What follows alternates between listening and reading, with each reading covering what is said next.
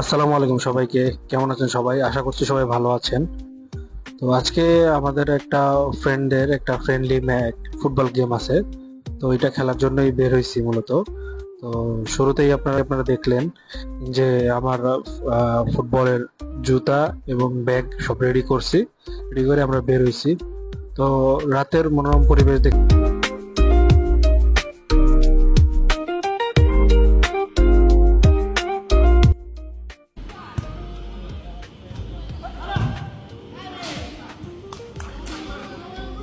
Like, comment এবং subscribe করে পাশে থাকবেন। তো টিল দেন, আল্লাহ হাফেজ।